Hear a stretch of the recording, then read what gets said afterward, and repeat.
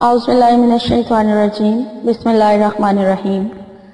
حضرت بریدہ رضی اللہ تعالیٰ عنہ فرماتے ہیں، میں نے نبی کریم صلی اللہ علیہ وآلہ وسلم کی خدمت میں حاضر تھا۔ میں نے آپ صلی اللہ علیہ وآلہ وسلم کو یہ ارشاد فرماتے ہوئے سنا، قیامت کے دن جس وقت قرآن والا اپنی قبر سے نکلے گا تو قرآن اس سے اس حالت میں ملے گا جیسے کمزوری کی وجہ سے رنگ بدلا ہوا آدمی ہو، اور صاحب قرآن سے پوچھے گا، کیا تم مجھے پہچانتے ہو؟ وہ کہے گا، میں تمہیں نہیں پہچانتا۔ قرآن دوبارہ پوچھے گا، کیا تم مجھے پہچانتے ہو؟ وہ کہے گا، میں تمہیں نہیں پہچانتا۔ قرآن کہے گا، میں تمہارا ساتھی قرآن ہوں، جس نے تمہیں سخت گرمی کی دوپہر میں پیاسا رکھا اور رات کو جگایا، یعنی قرآن کے حکم پر عمل کی وجہ سے تم نے دن میں روزہ رکھا اور رات میں قرآن کی تلاوت کی۔ ہر تاجر اپنی تجارت سے نفع حاصل کرنا چاہتا ہے، اور آج تم اپنی تجارت سے سب سے زیادہ نفع حاصل کرنے والے ہو۔ اس کے بعد صاحب قرآن کو دائیں ہاتھ میں بادشاہت دی جائے گی اور بائیں ہاتھ میں جنت میں ہمیشہ رہنے کا پروانہ دیا جائے گا۔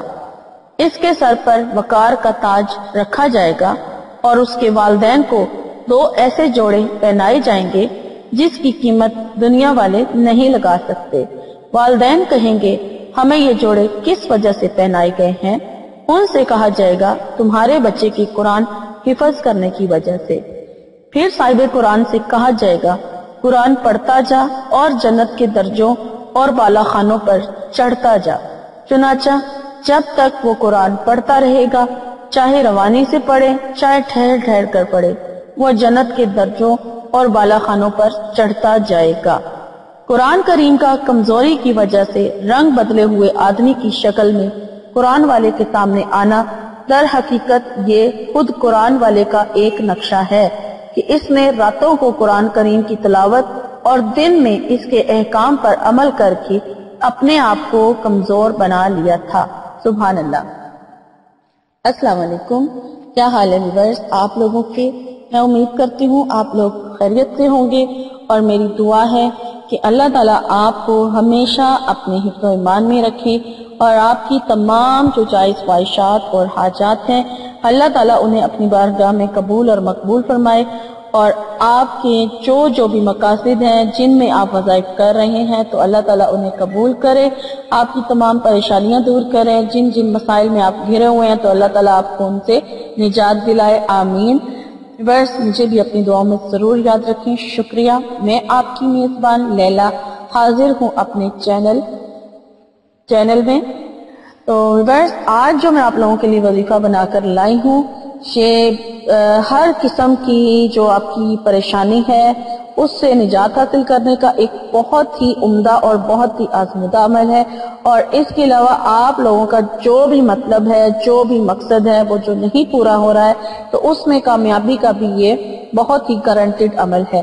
اور وظیفہ میں آپ کو بتا دیتی ہوں، لیکن وظیفہ بتانے سے پہلے ایز یوزول میں آپ سے ریکویسٹ کرتی چلوں کہ جن لوگوں نے میرے چینل کو ابھی تک سبسکرائب نہیں کیا تو وہ میرے چینل کو سبسکرائب ضرور کر لیں، اور میری ویڈیو کا نوٹیفیکیشن سب سے پہلے حاصل کرنے کے لیے بیل آئیکن کو ضرور پریس کیا جائے تاکہ ان کو نوٹیفیکیشن جو ہے بآسانی ملتا رہے۔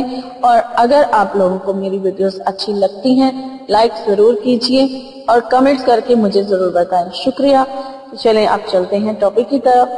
آج ٹاپک تو میں آپ کو بتا چکی ہوں، اب میں نے آپ کو وظیفہ بتانا ہے۔ تو وظیفہ کیا ہے؟ یہ سورہ علم نشرہ کا وظیفہ ہے، اور سورہ علم نشرہ ایک بہت ہی قرآن پاک کی بہت ہی معتبر صورت ہے، اور ویسے تو قرآن پاک کا ہر لفظ ہی معتبر ہے، اور اس سے جو بھی وظائف کیے جاتے ہیں اس پہ کامیابی کی شرط اللہ تعالیٰ نے لازمی رکھی ہے، یعنی گارنٹی رکھی ہے۔ اگر اس کو یقین کے ساتھ پڑھا جائے تو سورہ علم نشرہ بھی ایک بہت ہی پاورفل صورت ہے، اور اس سے اگر عمل کیا جائے گا تو انشاءاللہ تعالیٰ اس سے بہت سارے آپ کے مسئلے جو ہیں، مسائل ہیں، وہ حل ہو جائیں گے۔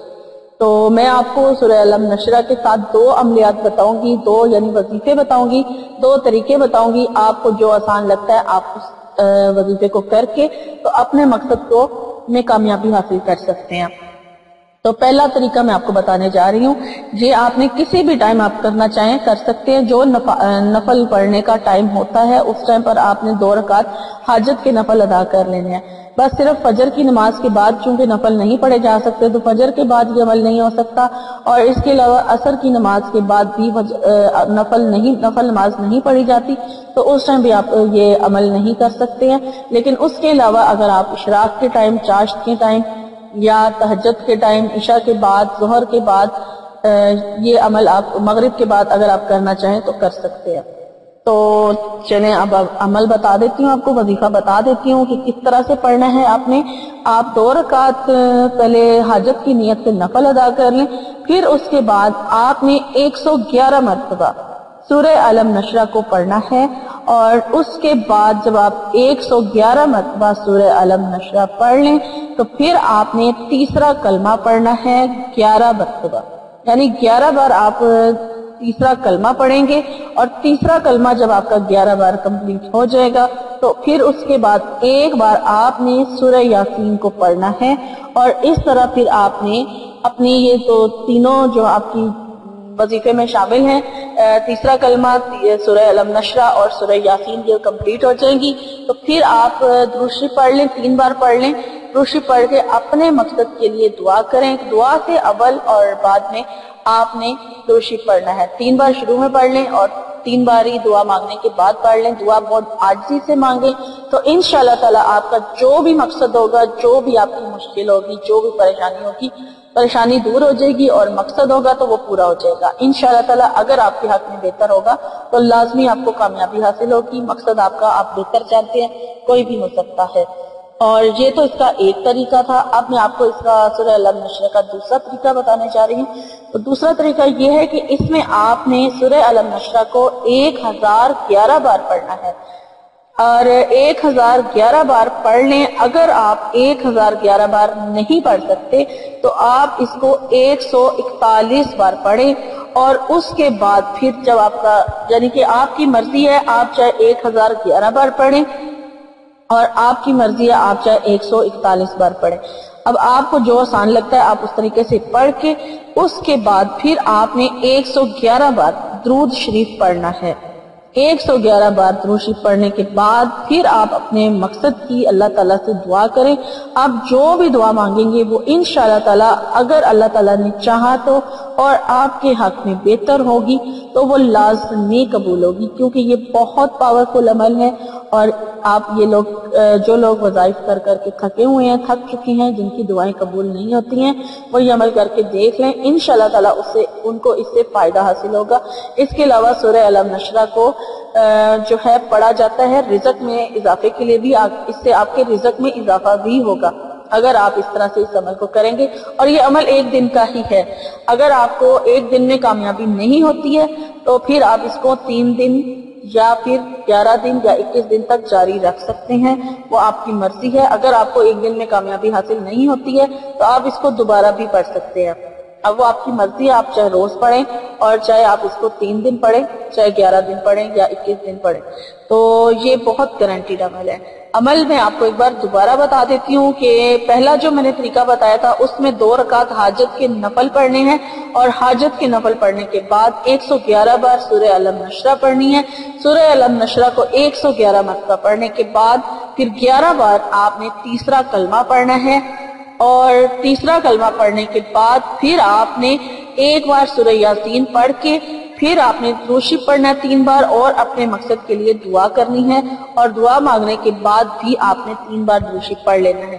یہ پہلا طریقہ تھا۔ اور دوسرا طریقہ ہے کہ سورہ علم نشرہ کو اس میں حاجت کے نفل نہیں ہے، اس میں آپ نے سورہ علم نشرہ کو 1011 بار پڑھنا ہے، اور اگر آپ 1011 بار نہیں پڑھ پا رہے تو پھر آپ 141 مرتبہ پڑھیں، اور 141 بار سورہ علم نشرہ پڑھنے کے بعد 111 بار آپ نے درود شریف پڑھنا ہے، اور درود شریف پڑھ کے پھر آپ اپنے مقصد کی دعا کریں، اور دعا مانگنے کے بعد آپ 3 بار درود شریف دوبارہ پڑھ لیں۔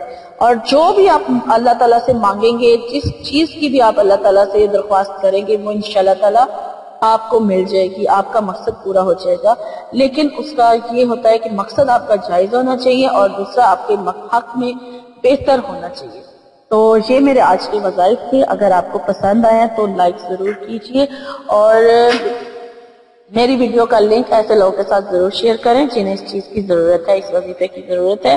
اور مجھے کمنٹس کر کے ضرور بتائیں کہ آپ کو میری ویڈیو کیسی لگی، اور تاکہ میری حوصلہ افزائی ہو سکے. اور مجھے لیلا کو اب اجازت دیجیے. میری انشاءاللہ تعالی میری نئی ویڈیو میں آپ سے ملاقات ہوگی. تب تک کے لیے اپنا بہت سارا خیال رکھیے گا. فی امان اللہ.